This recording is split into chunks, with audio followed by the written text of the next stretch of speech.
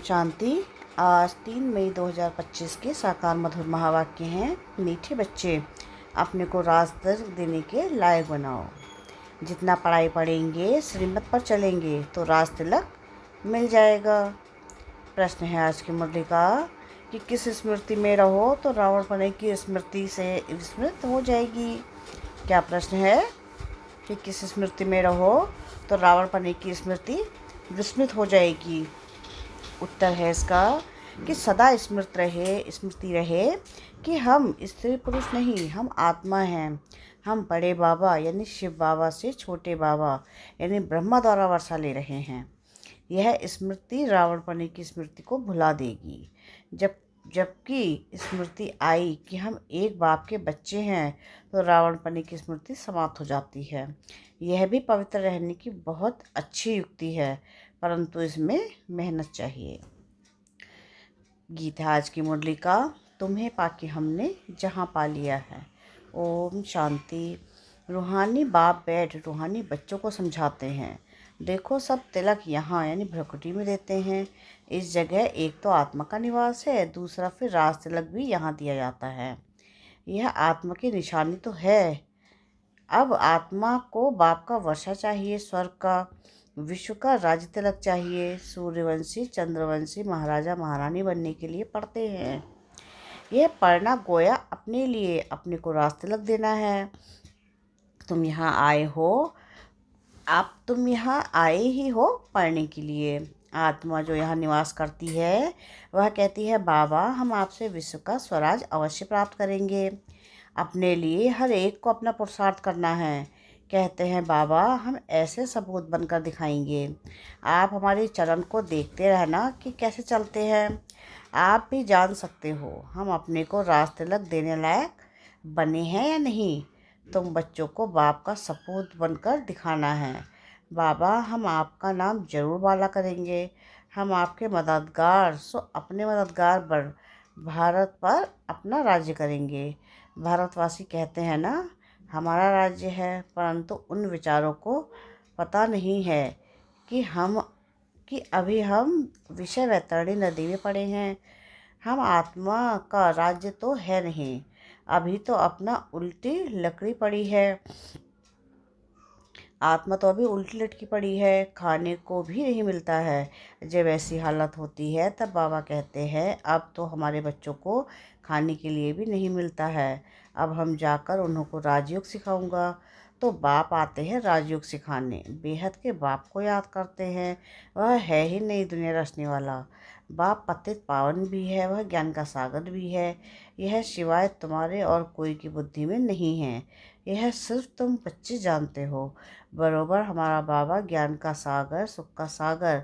यह महिमा पक्की याद कर लो, भूलो नहीं। बाप की महिमा है ना, वह बाप पुनर्जन्म रहित है। कृष्ण की महिमा बिल्कुल न्यारी है। प्राइम मिनिस्टर प्रेसिडेंट की महिमा तो अलग अलग होती है ना।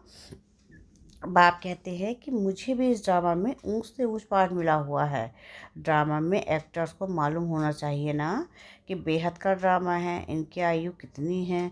अगर नहीं जानते तो उनको बेसमझ कहेंगे, परंतु यह कोई समझते थोड़ी ही है। बाप आकर कंट्रास्ट बतलाते हैं कि मनुष्य क्या से क्या हो जाते हैं। अभी तुम समझ सकते हो। मनुष्यों को बिल्कुल पता नहीं है कि 84 जन्म लिए जाते हैं। भारत कितना ऊंच था, चित्र है ना। सोमनाथ मंदिर में कितना धन लूट कर ले गए, कितना धन था। अभी तुम बच्चे यहाँ बेहद के बाप से मिलने आए हो। बच्चे जानते हैं बाबा से राज तिलक श्रीमत पर लेने आए हैं। बाप कहते हैं, पवित्र जरूर बनना पड़ेगा। जन्म जन्मांतर विषय वैतरणी नदी में गोते खाकर थके नहीं हो।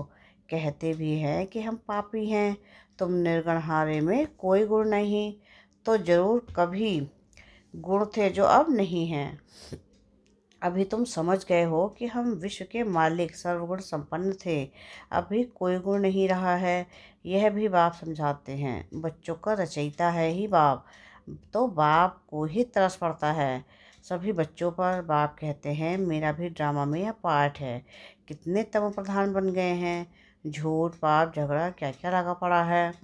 सब भारतवासी बच्चे भूल गए हैं कि हम कोई समय विश्व के मालिक डबल सिरताज थे।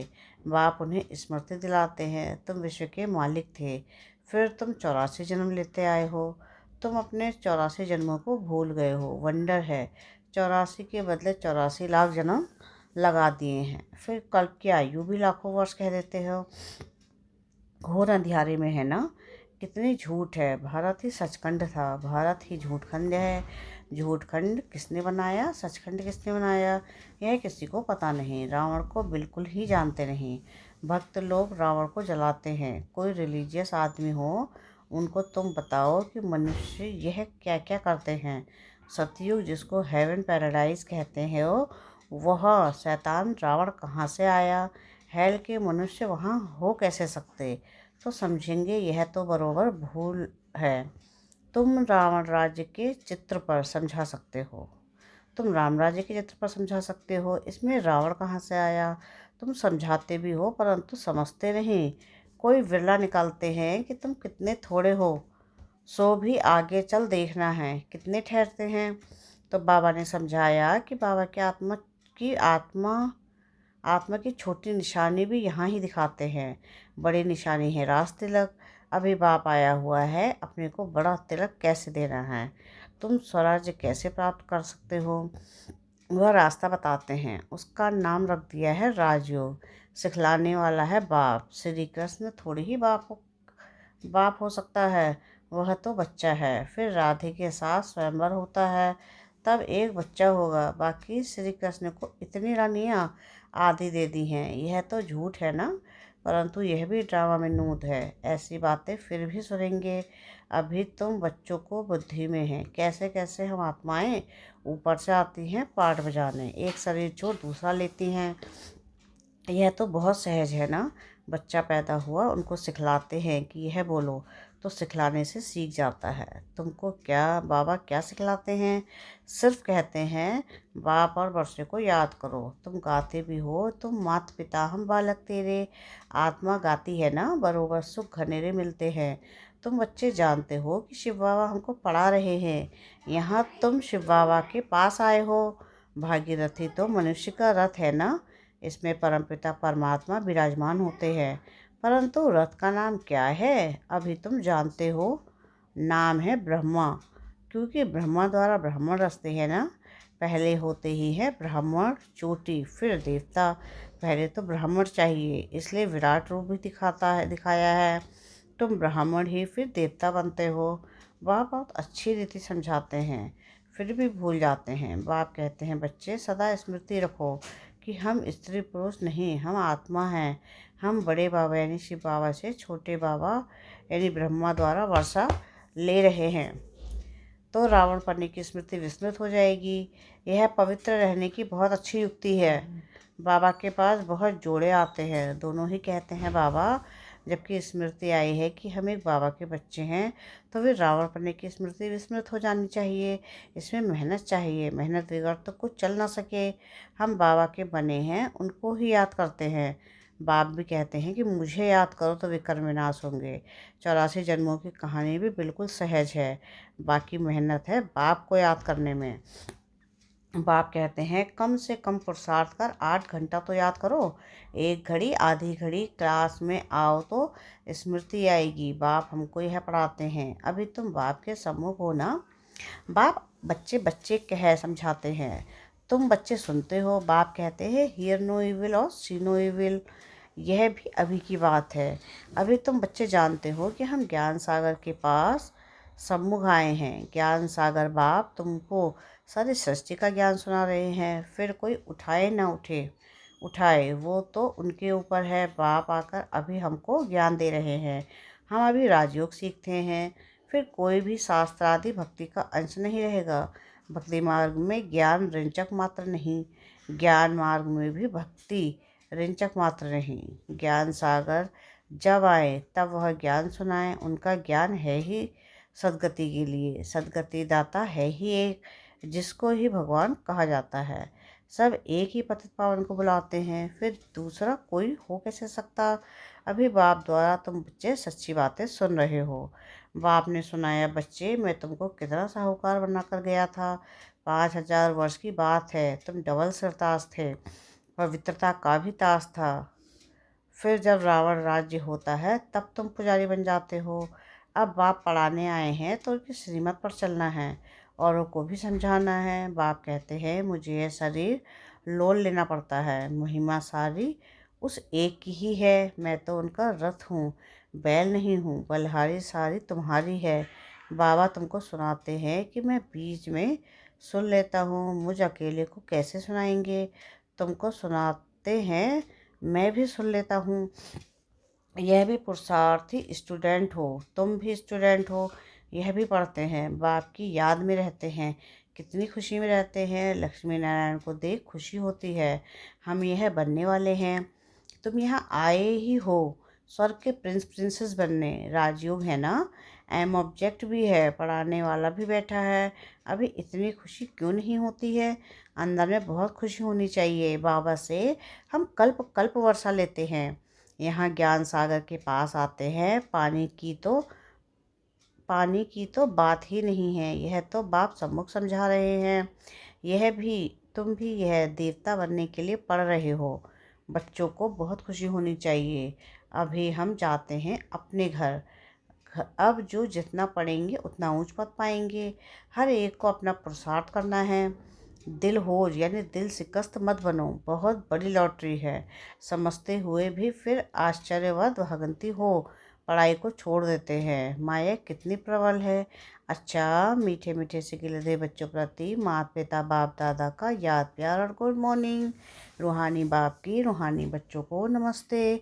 हम रूहानी बच्चों की रूहानी बाप दादा को याद प्यार गुड मॉर्निंग और नमस्ते। शुक्रिया प्यारे बाबा, शुक्रिया। धारणा के लिए मुख्य सार है। सार की पहली पॉइंट है कि अपने को रास्ते लग देने के लायक बनाना है। सपूत बच्चा बनकर सबूत देना है। चलन बड़ी रॉयल रखनी है। बाप का पूरा पूरा मददगार बनना है। सेकंड पॉइंट है कि हम स्टूडेंट हैं, भगवान हमें पढ़ा रहे हैं। इस खुशी में पढ़ाई पढ़नी है, कभी भी पुरुषार्थ में दिल शिकस्त नहीं बनना है। वरदान है आज की मुरली का कि अपने अधिकार की शक्ति द्वारा त्रिमूर्ति रचना को सहयोगी बनाने वाले मास्टर रास्ता भव। त्रिमूर्ति शक्तियाँ यानी मन बुद्धि और संस्कार, यह आप मास्टर रास्ता की रचना है। उन्हें अपने अधिकार की शक्ति से सहयोगी बनाओ। जैसे राजा स्वयं कार्य नहीं कराता है, करने वाले राज्य कारोबारी अलग होते हैं। ऐसे आत्मा भी करण करावनहार है। करण करावनहार ये विशेष मूर्तियाँ शक्तियाँ हैं, विशेष त्रिमूर्ति शक्तियाँ हैं।